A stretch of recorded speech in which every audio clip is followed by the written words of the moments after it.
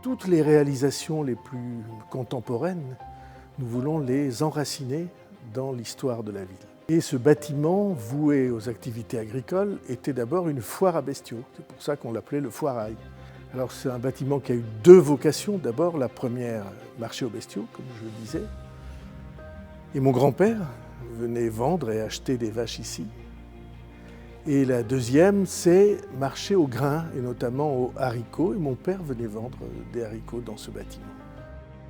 Dans la partie la plus spectaculaire de ce bâtiment, qui est cette coupole, cette rotonde, qui est un exploit architectural incroyable, puisque c'est une voûte de béton épaisse de seulement 7 cm et qui couvre 1000 m² de surface sans un poteau.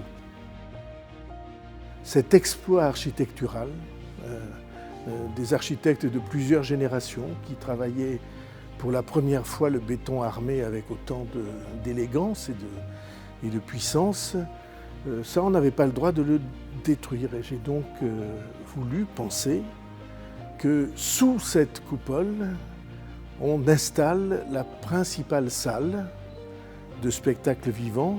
Alors la salle elle-même est très spectaculaire, puisque c'est une salle qui comporte 600 places et on peut aller jusqu'à 800 places. La dimension de la scène est presque égale à la dimension de la salle. Ce qui veut dire que pour la danse en particulier, on va avoir un lieu unique qui est superbement équipé avec la possibilité de descendre des décors depuis les herses qui sont au sommet, d'installer une conque pour que le son de l'orchestre résonne dans cette salle qui est en elle-même un instrument de musique. Nous sommes une ville qui a la chance d'avoir des activités de spectacle vivant tout à fait considérables, tout à fait remarquables. Nous avons un orchestre symphonique que dirige Faisal Karoui.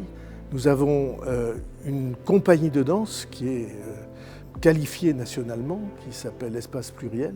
Nous avons une saison de théâtre qui est maintenant tout à fait importante et marquée avec Éric Vignet.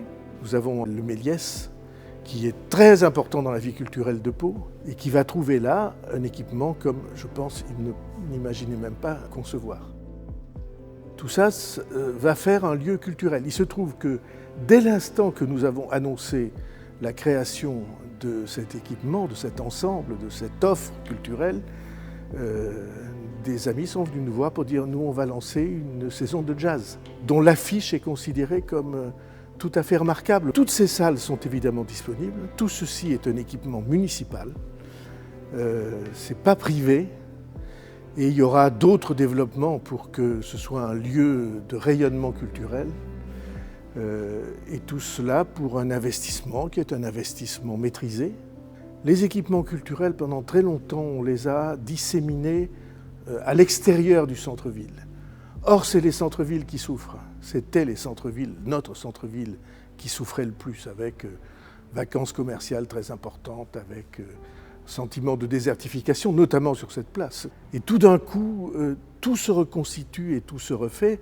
Cette immense place va être piétonne, avec des jardins, avec aussi des facilités de rencontres commerciales, et tout d'un coup, tout revit. Et c'est le cas de la rue Carnot aussi, puisque rue Carnot, nous avons bâti le passage Carnot que j'avais promis, la médiathèque qui a été construite avant nous, évidemment les halles.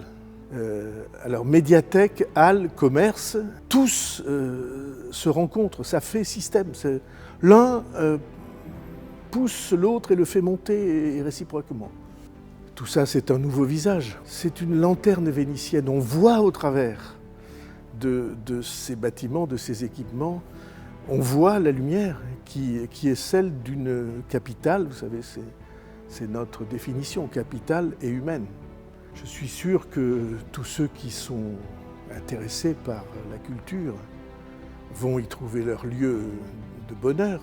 Mais je suis sûr aussi que tous ceux qui voudraient découvrir vont trouver là une expérience, une sortie en famille pour découvrir des pièces musicales qu'ils ne connaissaient pas, des spectacles qu'ils ne connaissaient pas. Et tout ça est, pour moi, le signe de la politique culturelle que nous voulons. Je suis persuadé que ce lieu va devenir un des hauts lieux de la vie de la cité. Ce lieu enraciné dans notre histoire va permettre l'enracinement de beaucoup de nos concitoyens.